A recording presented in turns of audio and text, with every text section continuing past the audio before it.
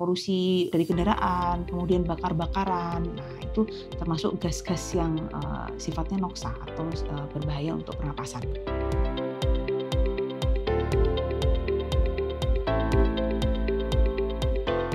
Halo Maya Friends, perkenalkan saya Dr. Irmi, spesialis paru konsultan dari Mayapada Hospital Surabaya atau yang kita kenal sebagai MHSB.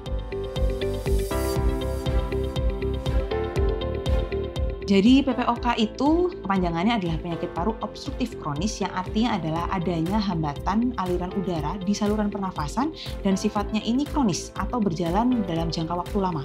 Dan dalam jangka waktu lama ini sifatnya pun progresif dan sulit untuk membaik.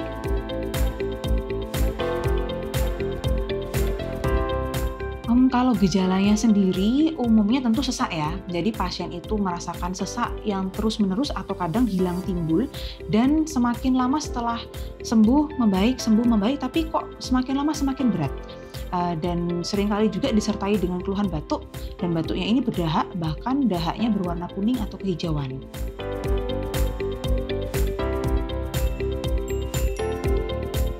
Pasien-pasien yang beresiko untuk terkena PPOK ini adalah pasien-pasien yang tentunya terkena noxious agent tadi atau pajanan gas-gas noksa, salah satunya termasuk asap rokok. Asap rokok yang misalnya dalam satu hari misalnya menghirup itu sampai 1 pak seperti itu ya, sampai 2 pak. Kemudian juga bekerja di bidang-bidang yang sering terpapar debu. Kemudian juga termasuk yang sering ini terkena asap polusi dari kendaraan, kemudian bakar-bakaran. Nah, itu termasuk gas-gas yang sifatnya noksa atau berbahaya untuk pernapasan.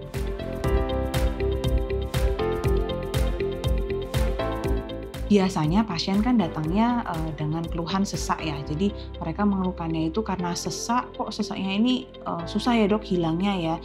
Jadi kita biasanya memberikan pengobatan itu berupa obat-obat sesak, jadi pelega pernafasan termasuk salah satunya adalah inhaler. Selain inhaler juga ada obat-obatan karena dia keluhannya juga batuk dan batuk ini berdahak, tentunya dengan obat penghenti batuk ataupun obat untuk mengeluarkan riak. Jadi supaya pasien-pasien itu mudah untuk mengeluarkan riaknya. Dan kadang-kadang pada tahap tertentu ya, karena pencetusnya paling utama adalah infeksi, jadi kita tentu membutuhkan antibiotik untuk mengurangi infeksinya atau mengurangi radangnya.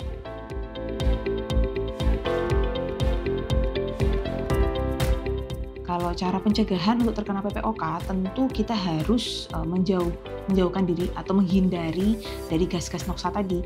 Karena semakin sering kita terkena pajanan gas-gas noksa tadi, otomatis radang akan terus berjalan di saluran nafas kita, dan akhirnya kalau radang sembuh akan terjadi perubahan struktur dari saluran nafas yang akan mempermudah untuk meningkatkan resiko terkena PPOK ini tadi.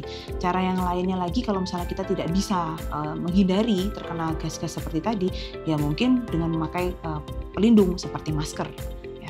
Untuk yang lainnya ya, secara umum ya berarti pola hidup sehat, ya, makan makanan yang bergizi, olahraga yang teratur, memperbaiki, jadi istilahnya menyeimbangkan antara kita terkena gas-gas yang oksidan, nah, kemudian meningkatkan antioksidan dalam badan kita. Mungkin seperti itu ya.